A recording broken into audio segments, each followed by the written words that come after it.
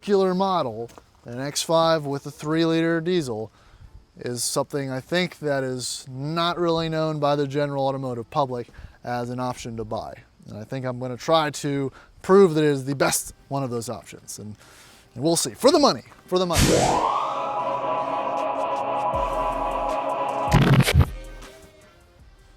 Howdy, welcome back to the Addicted Motors YouTube channel. My name is Troy, and today we're going to be talking about my favorite topic. Well, the part of the backbone of any automotive collection is the mom car. If you're a car guy or gal, you know, and if you have kids or dogs or you need to move people, places, and things around, well, you're going to need a disposable vehicle, something that is not a part of your main collector fleet or anything like that, something that's going to just do the daily duties.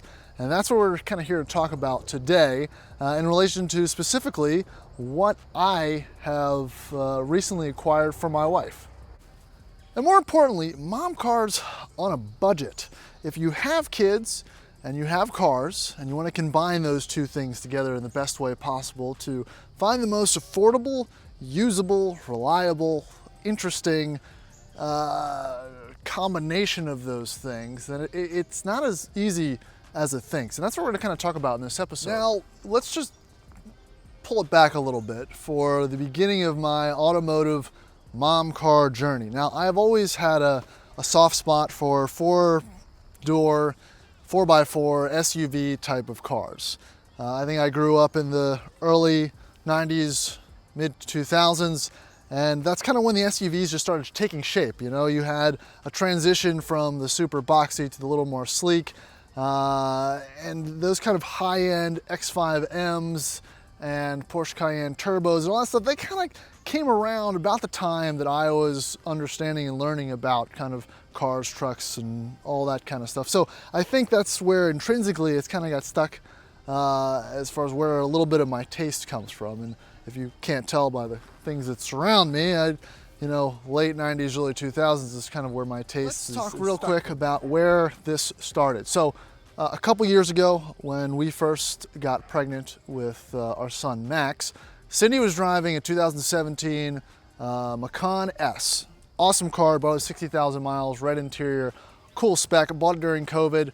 And that car is interesting because it's come up again.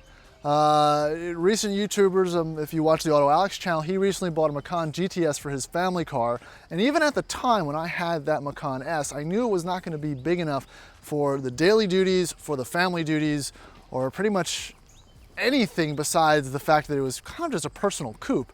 And it was a bit too nice to kind of go put through the rigors of the messy, crummy car seat kind of repetition that these kind of cars go through. You just want something that you don't care about. And I'm not saying it has to be a piece of garbage, but you don't care about it.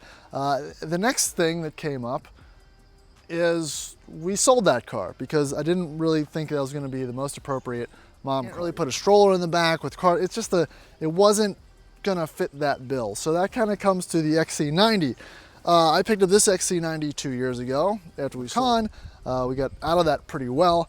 This was about $6,500. It only had 60,000 miles. This was a one-owner 2008 Volvo XC90, and we bought it sight unseen in an auction. We put probably about into it: tires, AC compressor, oil, suspension components. I did everything to it to make it ensure it's safe and reliable for my wife and kids to, you know, get carted around in. And it's been great, but it doesn't have a backup camera, it doesn't have Bluetooth, it doesn't have all those kind of creature comforts that make living with kids that much easier when you're trying to play music or talk hands-free on the phone, that kind of stuff. So after the second kid was born, my son Otto was born last week, I kind of, I've been looking around and I kind of decided to switch up the direction, I guess.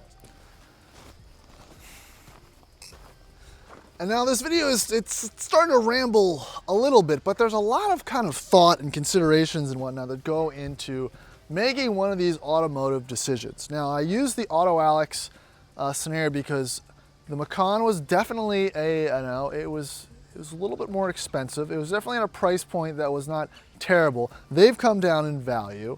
And I kind of started looking for a Cayenne or something like that, but then I realized that's not exactly what I was looking for. So the comparison I made was a gentleman that has a YouTube channel called Dadcars.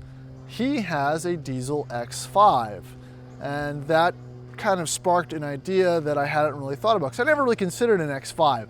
I think there's two things that played into that. Me having the 328D really impressed, that car's been just very impressive. The powertrain, the interior quality, the ride quality, everything about that car.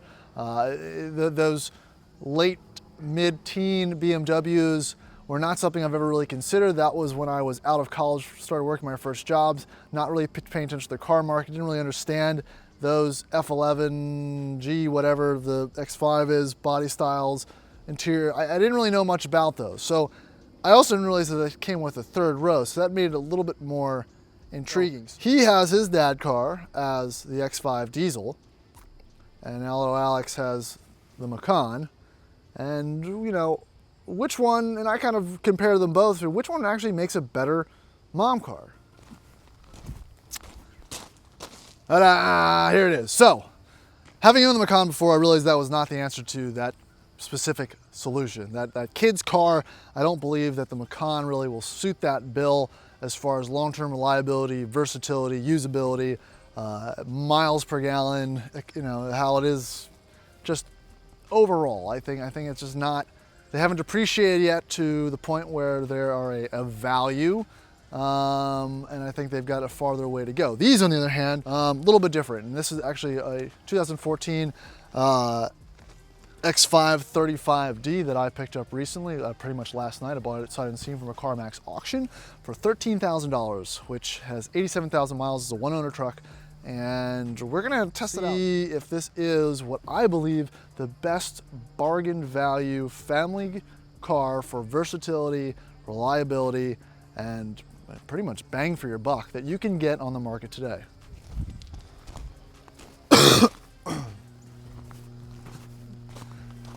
Now, I literally think this is one of the most undervalued vehicle values in all of the car market, and I could very much be shooting myself in the foot because I've only put 10 miles on this thing, and it very much could still explode, but I don't think it will. The process I went through to get to this decision was a very long one. I did a lot of research. Obviously I'm looking at cars all the time, but I wanted something diesel, and there really only leaves a few options. You know, you get a Q7 diesel, you could get any of the 3-liter Land Rover diesels in like a D5, a L405, or you could even get the 2-liter diesel in the F-Pace. So, you know, weighed a lot of options, eliminated a lot of those engines. I do think this 3-liter inline 6 turbo diesel might be the best of those as far as what options you have. I couldn't do the Land Rover. I didn't want a full air suspension setup. I have a lot of Land Rovers. I don't need all Land Rovers. I think I wanted something that actually delivered a little bit more performance, a little more fit and finish. So that kind of eliminated the 405 and the D5s. There's a lot of those that have recalls. You could get one if it is less than 8 years old and less than 80,000 miles. There is a emissions recall for those Land Rover, Range Rovers that could help extend the life of the drivetrain. That could be a thing, but those are still like about 20 grand, which again, this is $7,000 cheaper.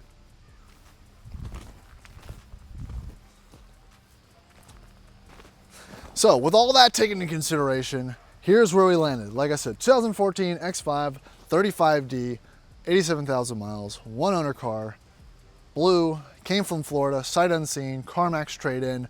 I think that is the best like combination of, if I'm just gonna roll the dice and not run a Carfax and buy it sight unseen, I think that's the most I can do to give myself a little bit of cushion. I've never bought anything from CarMax auction before. You've got 7 days for arbitration. Today is the 7th day. I was at the shop this morning looking at the underbody, making sure there's nothing that I needed to arbitrate. It all looks spotless under there, very good. There's a few minor things I'm gonna have to do, probably do tires, some fluids, oil change and all that. But other than that, besides cleaning it up, I think it's okay. Now, a lot of the cars I looked at, again, the Volvo has been great. It's getting a little bit antiquated. We were just gonna drive the wheels off it, keep it forever, but you know, so with that said, I think the Volvo will be retired. It'll be for sale. I don't think you're gonna find a lower mile XC90, only 87,000 miles. Actually, it's the same mileage as this. So yeah. Now I did forget to mention one other consideration, which was the 2000, I guess, 15 to current spec XC90. Now, I can't get over the 2-liter supercharged, turbocharged engine in that car. It's not the slowest thing, but it's very much not quick, I guess. And it also doesn't get incredible or even very reasonable gas mileage. I think you get around 20 or so, which is fine, but it literally leaves your tank about, 300-ish miles of city driving range, where the diesel thing, again, like the 328D, this is like a 20-some gallon tank. And if I can get over 30 miles per gallon and 40 potentially on the highway, we're talking about 700 miles of range. That's less pump time. That's less time my wife has to go to the gas pump around town. And that really kind of just eliminates just another, I guess, inconvenience with run around town. So let's talk F15 X5s. Now, just like the 328D that I have, I didn't know anything about it really when I bought it. I like to sometimes go into something completely sight unseen. I think ignorance is bliss sometimes. The more you learn about certain models, the less inclined you are to roll the dice and take a risk. Every car is shit and will potentially have problems, issues, and most of them are catastrophic. So once that's out of the way, we'll proceed on to just drive what you like. And I think what I like is pretty much how this car looks and the general packaging of it, because again, I don't think for the year, for the price, for the power, for the performance, all that, I don't think it gets much better. So let's take a quick walk around this particular model. It's blue, it's got 18 or 19 inch wheels. It has the roof rails. I got a set of other crossbars coming. It's in pretty okay condition, like I said, it's got some scratches, bumps, and bruises, but nothing that crazy. Again, it's going to be used for daily duty, so I don't want anything perfect, anything I have to worry about, anything I'm worried about parking. So as far as the body and everything is concerned, I think it's a pretty handsome looking car. I don't really have any issues with how it's styled. I think it's got a good presence. It seems like it fits in most places. It's not overly big, but it's not overly small either. And I think that's another factor is, how much stuff do you really want to bring or carry with you? Or, you don't need a Suburban. It comes down to, does it make it convenient? Yes, but I want to try to style the way that we go about things in life to have less, I guess. And I think this is an extension of that, maybe. So we'll see how that works out for me. Now, let's check out the inside. Now, I haven't cleaned it. It's very dirty. Hopefully this is just dirt and not the pigment wiped off the seat. It's got one key, which is unfortunate. It's a nice key. It feels solid. It's actually metal. It works well. And again, very similar idea as far as the interior design to the 3 Series, but executed a bit more luxurious, I guess. You get heated and cooled seats, good and bad. Perforated material, tough when it comes to how it wears, but this bolstering support down here is awesome for long road trips and whatnot. And the leather steering wheel is also nice. This car is way higher spec than I had anticipated. It has full 360 cameras. It has collision avoidance technology. It has this wild, and I thought this was aftermarket, it's not factory BMW front and rear camera system that I need to figure out how to operate and use. It's got a very clean, let's go ahead, start it up. Insert SD cards. It's got a very clear, large screen. It has a check engine light that just came on, so that's fun. Let's figure out what that means. And then overall, again, the fit and finish in here is great for the money. There's no Land Rover, there's no Toyota, there's no anything else that comes out of the box. It's 10 years old that kind of still feels relatively modern. And I'm not an interior snob, but I'm starting to really get it. I think this is pretty decent. So yeah, I'm pretty happy. So, panoramic sunroof. Soft closed doors. What else? I mean, third row. So that's interesting. I didn't know these things came with the third row. has a third row. There's even AC back there. It's very small. I don't know if I can even, I guess I can try to fit back there. But that also means it has rear air, suspension, bladder, or what it is. I was trying to avoid any type of air suspension with the mom kid's car, but I guess I can't avoid it. It's kind of something I found out after the fact, after I ran the VIN decoder. So let's go check that out. Another big thing is, can I sit behind my own seating position? Yes, I can. What is going on with my camera? I think I cracked my screen, and now I've got a glare or reflection, so that's good to go. But it's nice in here. I've got full rear controls. You know, again, this is really, it's set up for 5 people to be very comfortable, and I think probably more comfortable than the Volvo, honestly. And Range Rover back seats aren't that big either, and you know, the XC90 seats, you know, they don't really fit people either. So this is fine. Okay, so this pops there, and I can come here, and I don't want to pull this back down because there's no way that I fit back here. But you know, if for other kids, or put a car seat and have that little bit of extra configuration, if I put a car seat there and I fold this down and Cindy sits there, I don't know. You know, it's like, that's the kind of stuff that it's left up for consideration. But it's there, right? It's the thought that counts. Another huge factor, and actually before I get into that, like, hey, American flag, United States Air Force. So maybe this was owned by either a government agency or a retired vet or someone who might have cared for it better than, you know, your average X5 owner. I don't know. I guess we'll find out as time goes on. But another huge factor of why I went with the X5 is, like power tailgate. Normal tailgate for kids, changing diapers and doing all that stuff without a tailgate is a little bit rough. So this just adds a little bit of convenience, which I think is going to be overall a good thing for the long term. What's my plans for this? This is going to be kind of another long-term test vehicle. This is going to be Cindy's car. What I'm going to do is I'm going to do tires. I want to change all the diff fluids. We're going to do the oil. We're going to clean it up. We're going to put a bunch of miles on it. We're going to drive it around, kind of put it through the paces, right? This is a 10-year-old car with 90,000 miles on it, but I think it should fit our purposes nicely for the time being. Probably going to bring it to the cabin, you know, see how it does off-road. I mean, not anything crazy, but you know, it does have all-wheel drive, X-Drive, whatever you call it, and see how that functions in adverse conditions. And I think that's what makes these type of reviews fun, because there's not a lot of content on these diesel X5s. I think there's a lot of X5s these are now old cars, which I think people don't realize. People look at the previous generation, you know, this is a kind of a special, if you want an X5, you want it to retain a little bit of its value because these depreciate like rocks. I think the diesel option really is the only way to go, because it's a little more interesting. You know, when you look at a diesel car, this was that magical time, 2013 to 17, pre-post Dieselgate, where things were moving in that direction to America adopting diesel as a real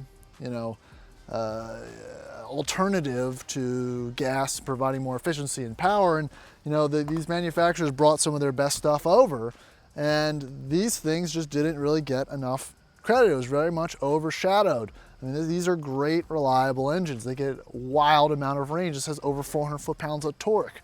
You know, they kind of run forever. And I know there's going to be a lot of people from the European market that might say otherwise, but you know, this is a special enthusiast version here in the States, and I want to see if that kind of lives up to the R, because I don't think I'd buy one of these a gas version. I guess I wouldn't buy an M50. I wouldn't buy, you know, 335 or 535, whatever you want to call it. But I think this makes popular model, an X5 with a 3-liter diesel, is something I think that is not really known by the general automotive public as an option to buy. And I think I'm going to try to prove that it is the best one of those options. And we'll see. For the money. For the money. So this is what we're going to try to tackle first when it comes to the interior. Again, I still need to do a bit of a mechanical refurbish, but while waiting for a spot and a lift to do that work, we're going to try to clean her up a little bit. All right, so things cleaned up pretty well. There's a few spots that I wasn't able to do much with. This kind of fading here, that's actually the pigmentation of the leather, so I can probably restain that and match it better to the factory color. Same with this seat. You know, these perforated seats, no matter what year, company car, you know, they're all the same when it comes to that. They just don't hold up as well as everything else. This side, let's talk about that door handle. All right, so coffee stains came out. This seat came out much better. Everything else came out pretty good. See this goopy soft touch stuff? It is completely melted, and the previous owner had wrapped it pretty much with just clear see-through tape. So what I did is I got a razor blade and I cut it all out because it's hard plastic under it. It's going to take a while for it to just stop being sticky, but I'm just going to keep rubbing it down, and it'll just be, you know, pretty much hard plastic in there. So that kind of solves that issue. That has most of the things sorted. The last thing was a check engine light, which was a intermittent coolant temp sensor too. So still, I think I'm still ahead of the game as far as major issues so far. Like I said, these tires are going to need to be replaced, but you know, we're just working through the same things right now. A couple other things that I got a kit of Liquid Moly, the diesel purge, and the pretty much the diesel treatment stuff, because again, diesel in the United States is not, there's no chemicals or anything in it to clean your injectors and whatnot. So running this will help your DPF system, and some of the other cleaners will help clean the injector. So that's going through there right now.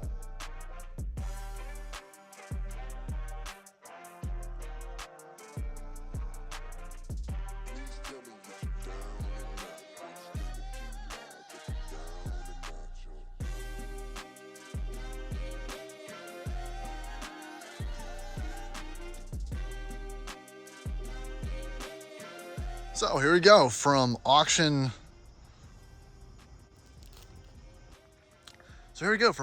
Reject to pretty shined up, and I just did a little hand wash. I haven't even waxed it. I haven't even got the scratches out or anything like that. Just got the, you know, brake dust off the wheels and all that, and it's looking pretty presentable.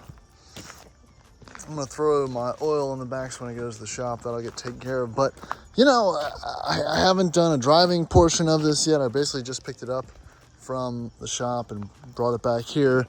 But you know, for the money, for the miles, for the features, for all the things, right now, I'm feeling that this wasn't a bad idea. Not regretting my decision so far. I also don't think I did a real good job of showing. This is the underside of this thing. Look at that. Looks brand new.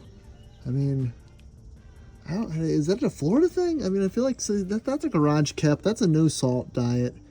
That is kind of how you want to see it. And it makes me feel better about this purchase, even if I do have some issues down the road, that I've got good bones for the car, which is to me one of the most important things when making a, you know, over $10,000 purchase.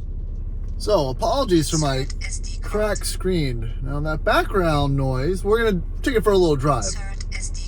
That is, it's called the Cat Eye 2.0, and it is a front and rear mounted OEM BMW dash cam setup, which is an interesting addition for this car.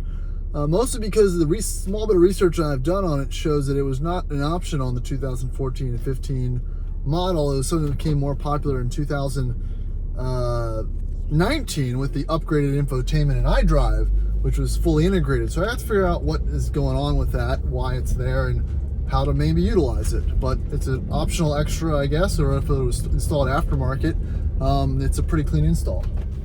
All right, so how does the X5 35D drive?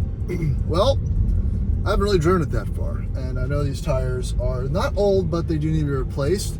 But you know, even with the not the negatives, but the things that it still needs, it does drive very well, which is kind of something to be said about modern cars. It has very light steering. The brakes are, you know, they're powerful. They feel like they're assisted properly and whatnot. But I can tell that the car needs an alignment, but it's not, you know, immediately, it doesn't jump out at you because the steering's so light and whatnot. You know, in older cars or solid axle cars, it's always very apparent when things are out of alignment. But for this car, it actually drives pretty fine. I think the tire wear is really the only discerning factor.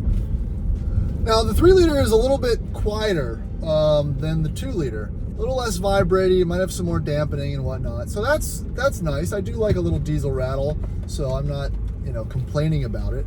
With this higher end, I think this is maybe a Luxe. You've got some interior accenting. Other than that, it's a nice place to be. It's good. I don't really think about it when I'm in it. I personally like torque. I personally like the idea of a diesel engine. So those two things combined with, I think, the fairly decent build quality and how these things hold up makes this a pretty good option. And so again, the exercise for this little endeavor, I guess, or this little test, is how much car can you get for the money, right? And I didn't just buy this car as an addition. I mean, the plan is to sell the XC90 and actually sell the 328D. Cindy does not need two cars that fit almost the same purpose combined. What I basically did is I combined the two, right? I've got a 3-row SUV with an efficient diesel engine. So that is an XC90 combined with a 328D, but this one's got a slightly larger engine and lower miles. So I think I've basically, made the best of both worlds. And that's what we're gonna kind of, see how it lasts. Am I gonna put some money into it? Yes, but that's the whole point. Again, these things got it for around $13,000.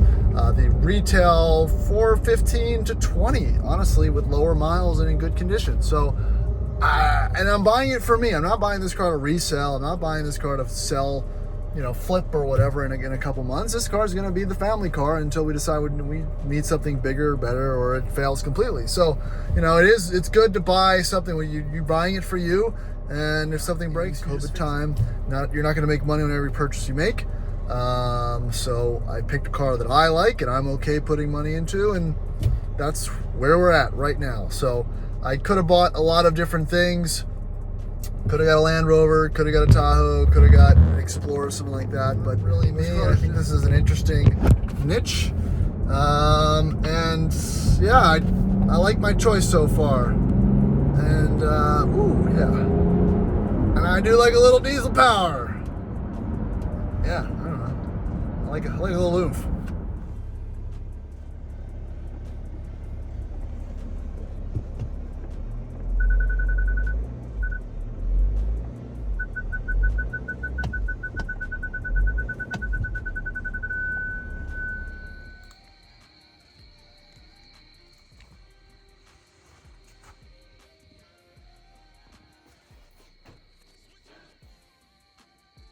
Good evening. So you now join me in a place in my garage which is usually reserved for Land Rover, Range Rover products, except this time we're here with the X5. Not somewhere where I thought I would end up location-wise so quickly in my ownership experience, but we can jump into it. I've been driving this car for probably 2 weeks now. Again, I purchased it at an auction sight unseen, under market value, so I think there was an expectation that I would be fixing some deferred maintenance. Now the car had very good records and maintenance and all that, but I am slowly running into an assortment of small product problems that have added up to a pretty big bill. And I've actually sidelined the vehicle from the rotation and putting the wife back in the L322 for the time being while I sort out these issues, because that's the smart thing to do. Now, first off, the community surrounding these trucks is fairly large. SUVs, cars, it's probably a car. But I choose, at least for the family vehicle, the modern vehicle, not to dive too far deep into the model or engine specific details, because ignorance is bliss. But I've been forced to tip my toes in the problem chats, and I do have some problems. And the first one, and I finally have the part, it took me a while to find it because it's harder to find parts. The parts are available, but to find the part number and the location for some of these things is a little more arduous. I know what I know, and I have to figure out what I don't know. And the first thing, I'm getting a P011 code for a coolant temp sensor, which is right here. I finally have the parts, the fifth one that I've tried that fits this location, so I'll be swapping out hopefully to fix the inconsistency temp issue. I've monitored the temps, it's not overheating or anything like that. It's just receiving a bad signal. So I'm going to swap out this temp sensor.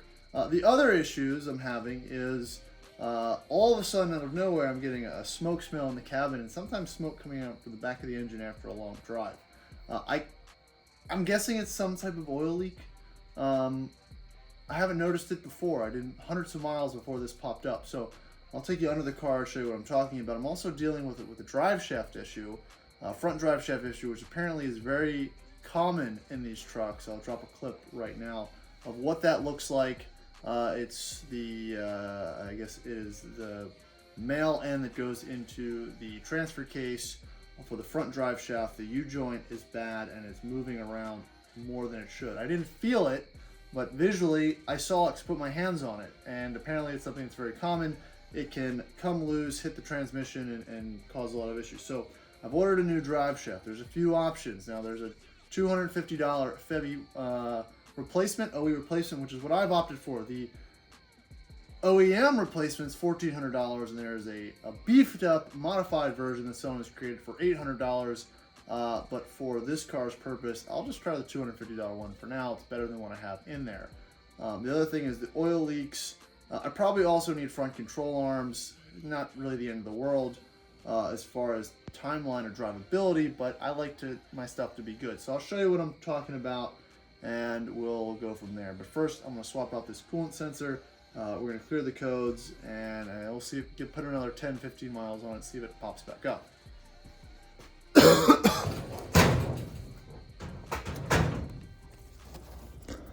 Another thing, front drive shaft. Is that normal amount of play, or is that no good?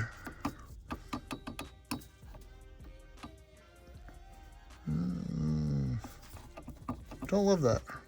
So the sensor, I believe in question, is this one right here. So let's unclip that and replace it. Good time. Now, the other hurdle with these more modern vehicles, let's call it, is the amount of sound, especially with the diesels, the amount of sound deadening materials and underbody protection stuff that needs to be removed to get to these kind of critical systems and whatnot. And I understand why it exists, but again, it makes obviously, if you're at a dealer, the labor rate probably for working on these cars much higher, and it makes the amount of work to just get to whatever you need to replace, I don't know, a little more labor intensive. So that's, that's kind of what you deal with on these semi-modern vehicles. So hopefully, I think I can just remove this by hand. I'm going to lose a little coolant, but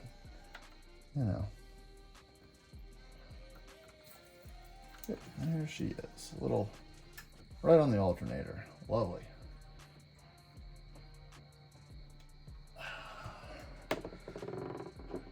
These are nice. There's a little rubber O-ring on there as well, so it should be plug and play. I don't even have to make it that tight, which is nice. So we're gonna do that, plug her back in, clear the codes, move on to the next one. All right, for my next stunt, we'll be going under the vehicle to see what we can see. Well, the first one I wanted to talk about is the drive shaft, the front drive shaft. Now that, again, it all looks very clean under here, which is obviously due to the underbody protection that these new cars receive. So all that looks good on this side, but if you come here, excuse my camera work, you have to zoom me out. Here's the issue. Oh man, it's kind of hard to get. There it is right there. So these U-joints are loose. Hopefully it has not caused damage to, I guess that's what, the output shaft or whatever of the transfer case. But something to think about. And of course, your AC drain drips on that as well. I don't know if that's any reason why that happens, but and here's the oil. So I've got oil coming down. This is, I guess, one of the cats or something like that. And oil's tough to find the leaks because it traces all over the place. So right now, okay, so there's more oil here than there was last night. And so I'm just going to poke around and try to find something, because you can see it there, and you know, I got to figure out where it's coming from, and that's hard. But everything under here looks good. Here's my new trans pan, because I did that with the regular maintenance. I usually do it with all my vehicles. But now it's time to find the oil leak. Now my first guess is these lines here. I don't know if it would reach over to the other side, but I've got oil here. I've got a little drip right there, and I could see where that blows down and hits this exhaust bit. So, sorry, that exhaust bit. So I think best case scenario, it's just these lines, because you can pop that one open and it's one piece and it goes down and it connects there. So that doesn't look too crazy. That'd be lucky. See a little bit of oil build up over there.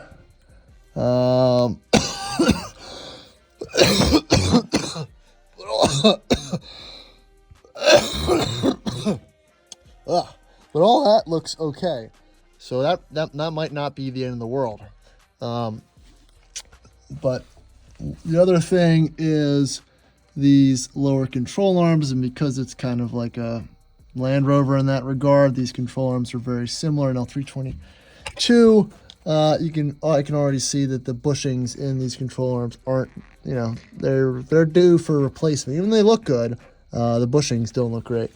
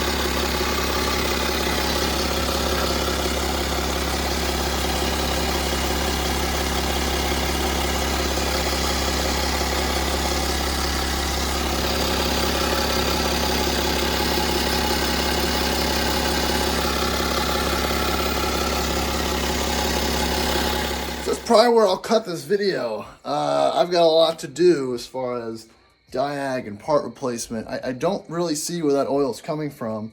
I'm gonna ask the forum, but any X5, F15 expert diesel, N57 experts out there, let me know what you think about that oil leak. Again, it manifested, I guess, after I did the transmission service and the other services, because I wasn't getting any of that smoke. Again, it's right on the downpipe or the cat or whatever that is.